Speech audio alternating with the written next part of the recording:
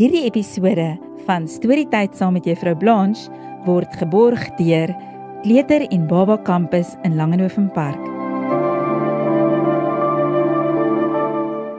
Hallo en welkom by nog 'n episode van Storytyd saam met Juffrou Blanche. Ek hoop jy sit gereed en is reg dalk met 'n koeldrank of 'n koekie in die hand, gereed om te luister na nog 'n storie. En vandag se storie se naam is Wolfie Dik deur Corinne Magon. Vanoggend gaan Wolfie Dik inkopies doen. Hy is altyd honger en sy lysie is lank. Hy het iets van alles nodig.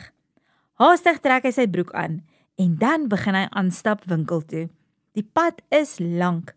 Hy moet deur die hele bos stap na die winkel toe op die dorp. Wolfie Dik is 'n gulsige wolfie. Op pad trek iets sy aandag. Dis kos wat so lekker ruik. Snuif, snuif, loop hy met 'n ompaadjie al agter die lekker reuk aan. So kom hy by sy maatjie, die hasie aan. Hasie is baie bly om hom te sien. Goeiemôre Wolfie Dik, jy's vroeg wakker vanoggend? Kom gerus binne.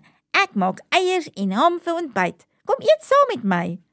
Wolfie Dik is al te bly oor die uitnodiging. Hy gaan sit aan om te eet. 1 eier, toe 2 met ham, spek en worsies. Nou dat hy sy bordjie leeg geëet het, vryf hy sy ronde maagie. Lekker! Hy stap verder, maar dit is nie lank nie of hy snuif weer iets in die lug. Die wonderlike geur laat hom nog 'n ompaadjie neem. So kom hy by sy maatjie die beertjie aan. Goeiemôre Wolfie Dik, kom gerus binne. Ek is besig om pannekoek te bak. Kom eet saam met my. Wolfie Dik sê nie. Hy smil al te lekker aan al sy maatjies se pannekoeke.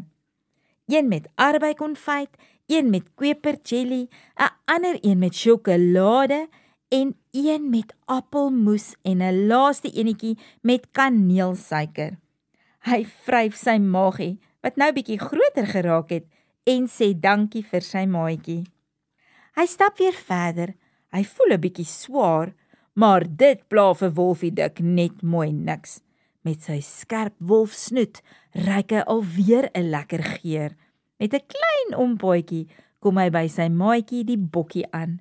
Kom binne Wolfie Dik, ek gaan nou my mosbolletjies uit die oond haal. Kom ons gaan dit deel. Wolfie Dik is in sy noppies. Hy smil aan die mosbolletjies wat met vla bedryp is. Sy maatjie laat hom alles opeet, tot die laaste krummeltjie. Hy vry weer sy handjies oor sy maagie, wat nou regtig baie groot is. Ek dink ek het 'n bietjie te veel geëet, sê Wolfie Dik skaam. Hy stap weer verder, maar o gats, skielik spring sy broek se knopie los en trek deur die lug. Wolfie Dik kom by die winkel aan met sy broek op sy voete. Daar is geen twyfel nie, jy is 'n lekkerbek, sê die kruidenier. En dan gee hy vir Wolfie Dik 'n stukkie tou om sy broek mee vas te maak.